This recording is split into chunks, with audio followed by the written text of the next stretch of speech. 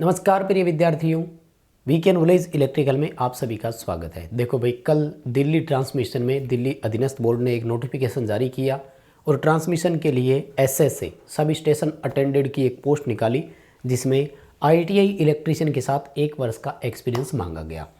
बहुत सारे मैसेजेज आए, बहुत सारे कॉल्स आए, तो सोचा कि आपको एक वीडियो के माध्यम से इन्फॉर्मेशन दे दें। हालांकि सारे बच्चे जितने फ़ोन कॉल करते हैं और मैसेज करते हैं, उनमें से आधे भी वीडियो नहीं देखते हैं, क्योंकि एक्सपीरियंस सर्टिफिकेट के बारे में वीडियोस बन चुके हैं, पहले भी बहुत बार बता चुका हूं। लेकिन आज मैं आपको कई सारे पॉइंट बताने वाला हूं। सबसे ज़रूरी तो ये कि एक्सपीरियंस सर्टिफिकेट जो है वो वैलिड कैसे होगा, सक्सेस कैसे होगा, वेरीफाई कैसे होगा, हमें कौन सी वो 3 चीज़ें चाहिए या 3 में से कौन सा एक अगर हमारे पास हो तो हमारा एक्सपीरियंस सर्टिफिकेट जो है वो पूरी तरह से वैलिड हो जाए। पूरी जानकारी दूंगा।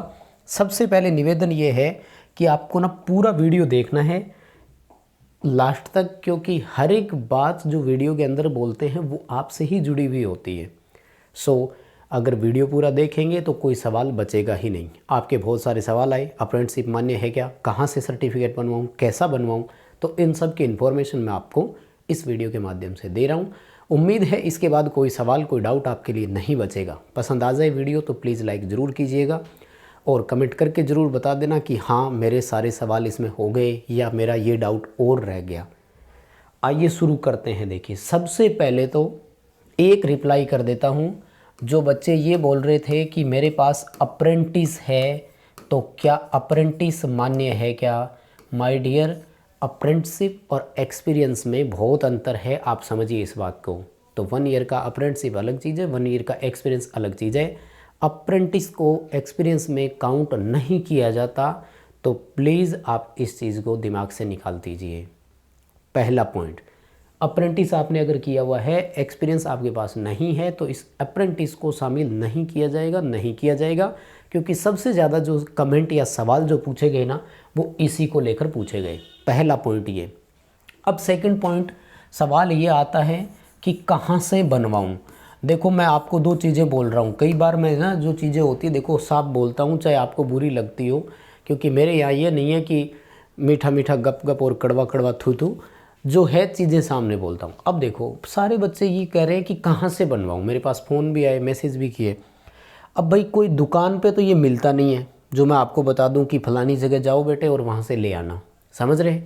फर्स्ट ऑफ ऑल, जहाँ आपने काम किया उससे बनवाइए, अगर आपने काम किया है तो।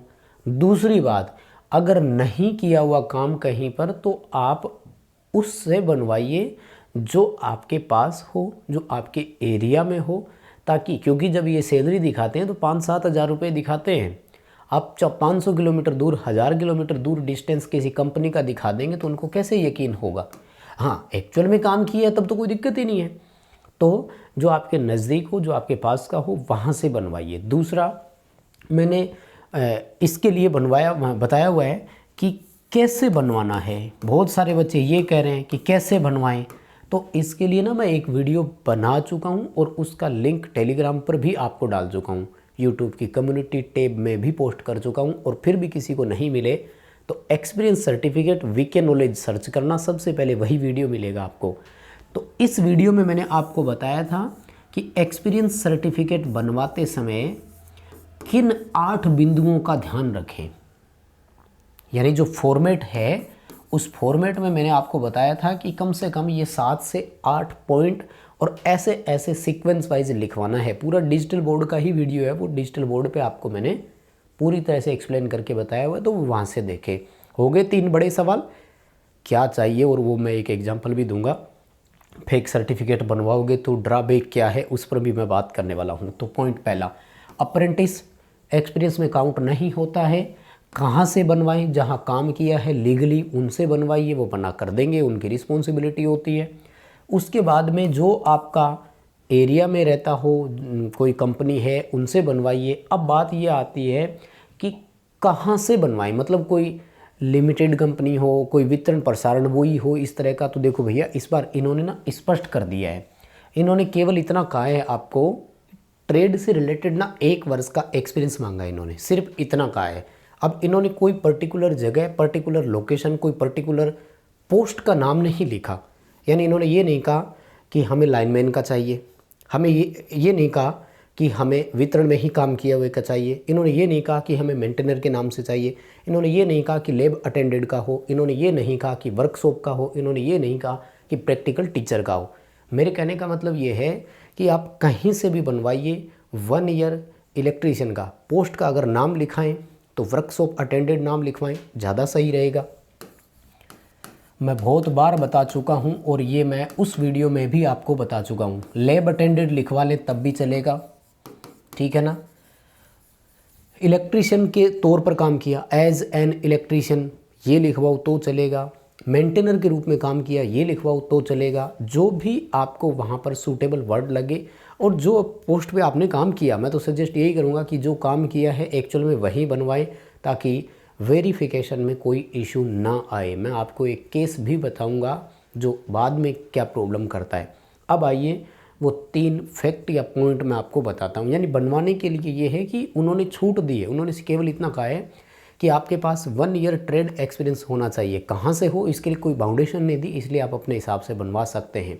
दूसरी बात ये कि क्या हमारा चल जाएगा, क्या मोस्टली बच्चों का ये सवाल आता है, तो मैं आपको 3 चीज़ें बार बार बता चुका हूँ। स्किल टेस्ट, इंटरव्यू और document verification like experience certificate. ये 3 चीज़ें डिपेंड करती है कि आपके उस बोर्ड में, आपकी उस टीम में कौन बैठा है और उस समय वहाँ जो ऑफिसर्स बैठते हैं उनकी माइंडसेट कैसी है।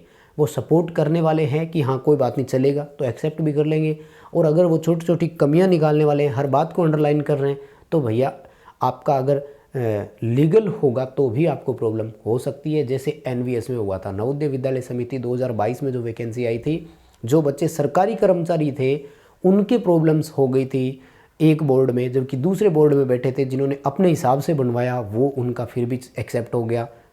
तो ये डिपेंड करता है बोर्ड मेंबर्स पर, उस दिन कौन आपके सामने आता है, जिसका माइंडसेट कैसा है। अब बात ये आती है कि वो 3 पॉइंट या सेट कौन से हैं जिनको आपको ध्यान रखना है, या 3 में से आपके पास क्या होना चाहिए। देखो भैया, फर्स्ट ऑफ ऑल तो वो ये कहते हैं कि आप हमें आपका बैंक स्टेटमेंट या सैलरी प्रूफ दे दीजिए, ठीक है ना, जिसे आप बैंक स्टेटमेंट बोल दो, पे स्लिप बोल दो, या फिर सैलरी स्लिप बोल दो, बात एक ही है।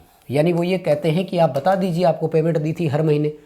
अब बात ये आती है कि जो बच्चे पुराना एक्सपीरियंस दिखाते हैं तो वो यहाँ पर गली निकाल जाते हैं कि जी पेमेंट तो उस टाइम ऑनलाइन वाला सिस्टम ही नहीं हुआ करता था, इसलिए जो हमें पेमेंट मिली वो तो कैश इन हैंड मिलती थी, मतलब कैश देते थे और अकाउंट में नहीं आती थी, इसलिए कोई प्रूफ नहीं है। तो इस बात को वो छोड़ देते हैं। लेकिन ध्यान से सुनिएगा, सेकंड मोस्ट जो आपको मैं बताने जा रहा हूँ वो, ठीक है ना, सेकंड मोस्ट वो आपको ये कहते हैं कि भैया रजिस्टर तो हर जगह लगता था ना, तो आप हमें आपका अटेंडेंस रजिस्टर ला दीजिए, उसमें आपकी अटेंडेंस लगी हुई है वो दिखा दीजिए। अब यहाँ बच्चे मार खा जाते हैं और ये केस हो चुका है, मैं आपको बता देता हूँ। वर्ष 2019 में किसी विभाग में वैकेंसी आई थी जहाँ 1 वर्ष का एक्सपीरियंस मांगा था।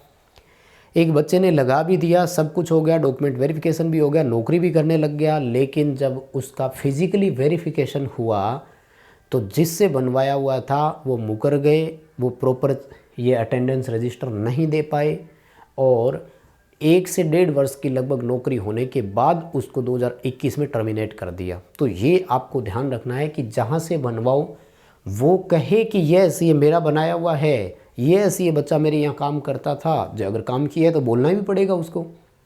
तो रजिस्टर जो है ना उसमें अटेंडेंस आपकी लगी हुई होनी चाहिए। रजिस्टर तो मेंटेन हर कोई करता है, वो तो पहले भी होते थे, आज भी हो रहे हैं। आज ऑनलाइन पेमेंट आने लग गई, लेकिन जब कैश देते थे तब भी साइन तो डेली होते ही थे ना कर्मचारी के, कि हाँ भाई ये हमारा कर्मचारी है, यहाँ साइन हो रहे हैं। और तीसरा है वहाँ का आईडी कार्ड, कि आप हमें आपकी आइडेंटिटी कार्ड दे दीजिए कि आप इस वर्कशॉप में काम करते थे, आप इस पावर प्लांट में काम करते थे, आप इस वर्कशॉप में काम करते थे, आप इस लैब में काम करते थे, आप इस इंस्टीट्यूट में पढ़ाते थे, जो भी है। तो ये अब ऑप्शन देते हैं वो कि आप इन तीनों में से हमें कोई भी ला दीजिए। समझ रहे हैं आप। अब देखो, ये तो आप गली निकाल जाओगे कि जी कैश लेते थे और ये आपको आसान लगता है तो यही देंगे, है कि नहीं। हर एक बच्चा यही चीज़ प्रूफ के रूप में देगा। लेकिन मैं सजेशन ये करूँगा कि आप रजिस्टर मेंटेन आपने किया हुआ है, तो वो प्रूफ दीजिए जब आपके पास सब कुछ सही है। जैसे किसी बच्चे ने मारुति सुजुकी में काम किया है तो वहाँ तो हाजिरी लगती है, अटेंडेंस लगती है। जैसे किसी बच्चे ने पावर प्लांट में काम किया हो ठेकेदार कॉन्ट्रैक्टर के थ्रू, तो वहाँ ठेकेदार के पास हाजिरी लगती है, आपका तो CPF भी कटता था उस टाइम का। तो ये सारे ऑप्शंस आपके पास रहते हैं, इनमें से आप ये ऑप्शन देने, यानी ये वो 3 चीज़ें हैं जो वो ऑप्शन देते हैं कि इन तीनों में से कोई एक हमें ला दीजिए, तब हम मान जाएंगे। और जब वो वेरिफिकेशन के लिए आते हैं तो 2 ऑप्शन है, हो सकता है कि वो बाई मेल या बाई पोस्ट वेरिफिकेशन करवा लें, और हो सकता है कि वो फिजिकली आ जाए। तो ये अगर आपने मेंटेन किया हुआ है तो इसे संभाल करके भी रखना है। उम्मीद करता हूँ सारी जानकारी इस वीडियो के माध्यम से मिल चुकी है। पसंद आ गया वीडियो तो अब तो लाइक वाला बटन दबा दो। आप ही के सवालों को लेकर आया हूँ, एक एक पॉइंट आपके सामने रखे हैं, शायद किसी को कोई समस्या नहीं होगी, सारे सवालों के जवाब दे चुका हूँ। वो 8 पॉइंट कौन से और फॉर्मेट कैसा होना चाहिए उसका वीडियो मैं बना चुका हूँ, जो कि टेलीग्राम में लिंक डाला हुआ है, एक बार समय निकाल कर उसको भी देखना। ठीक, अभी के लिए बस इतना ही था। बहुत बहुत धन्यवाद।